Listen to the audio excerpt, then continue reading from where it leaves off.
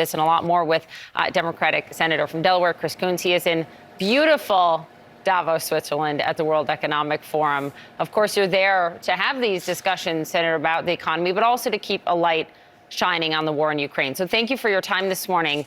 And let's begin with the debt ceiling. Here is the position of the White House on what McCarthy is saying. Let's play it. We will not be doing any negotiation over the debt ceiling. It is one of the basic items that Congress has to deal with, and it should be done without conditions. So there is going to be no negotiation over it. This is something that must get done. So McCarthy says no clean bill on the floor for the debt ceiling.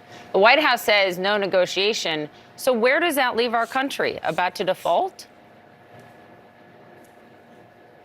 Poppy, this puts us at real risk. In the next 6 months, at some point, Treasury Secretary Yellen will run out of those extraordinary measures and our bill comes due.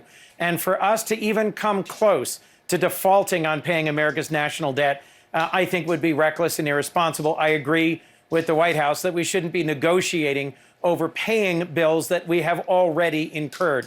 So raising the debt ceiling, as you know, as you said in the opening there, is simply paying for things that have already been spent. So federal investments in our defense, in housing and education, in infrastructure. We can and should have a robust debate about spending going forward, if that's what the new House majority would like. But to threaten to not pay America's debts would put all of us at risk.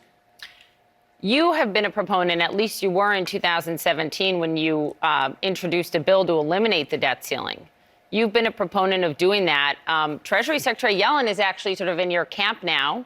She testified before the House that she also believes that at this point, it just doesn't make sense to leave it in Congress's hand to take us to the brink like this. But President Biden just a few months ago called eliminating the debt ceiling irresponsible. Do you think he's wrong? Well, perhaps I misunderstand the context in which that quote's been taken. Well, let me play I do think that President Biden likely agrees. I can play it for you just so we all have the context. Do you support the permanent repeal of the debt ceiling, sir? The permanent repeal of the debt ceiling? What do you mean? Debt limit? Yes. You mean just say we don't have a debt limit? No debt limit. No. That'd be irresponsible. Your thoughts?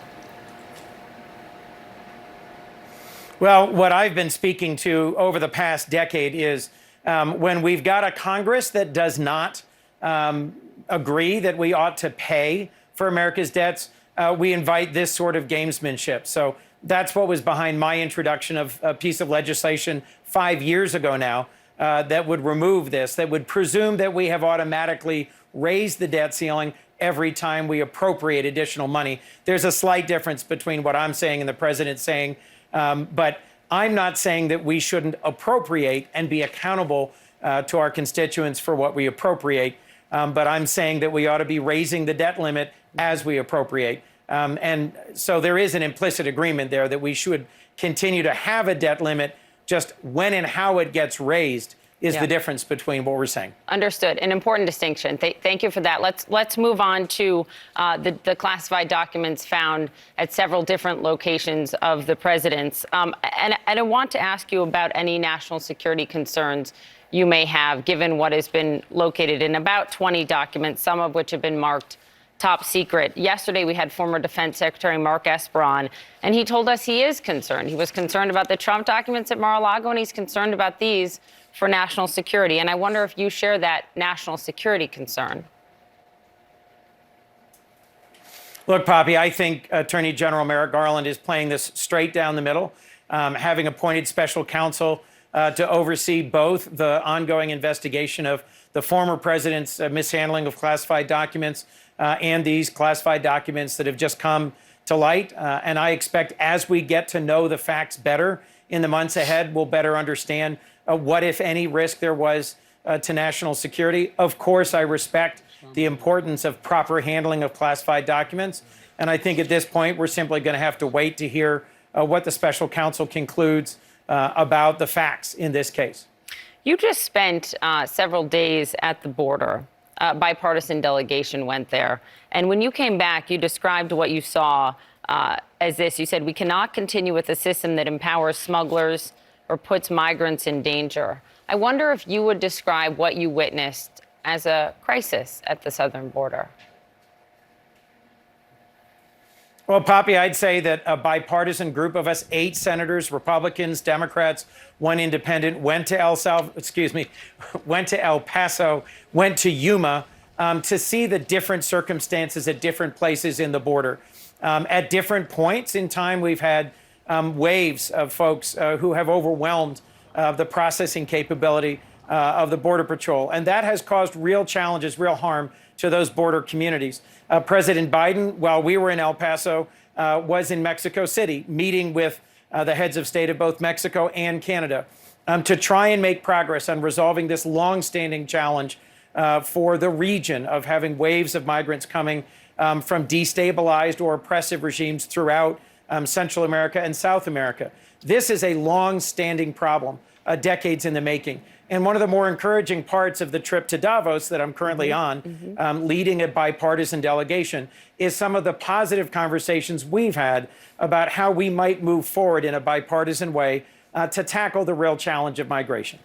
That's good that you feel like you've had conversations that may indicate some progress, because it has been decades since there's been real comprehensive immigration reform. Poppy, what I hear from folks in Delaware is that they are eager for us to find a solution and to quit pointing fingers at each other and to come with some path forward. So, Senator, let me just wrap up with this, because 4 of your fellow Democratic senators, Democrats in the Senate, are really disappointed that the Biden administration has essentially expanded Title 42. And they write they're deeply disappointed by this. And they think this latest move on the southern border, where you just were, will increase border crossings over time and further enrich human smuggling networks. Do you share that same concern?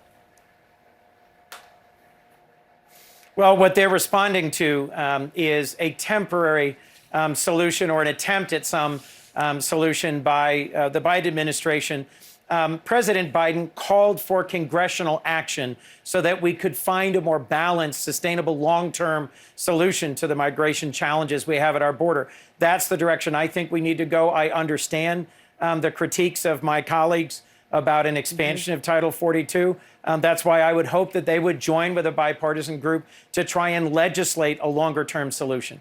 I think everyone hopes that is to come. Senator Chris Coons, I wish you productive meetings there in the mountains of Switzerland. Thank you very much for your time. Thank you, Poppy. Yeah, jealous of that backdrop.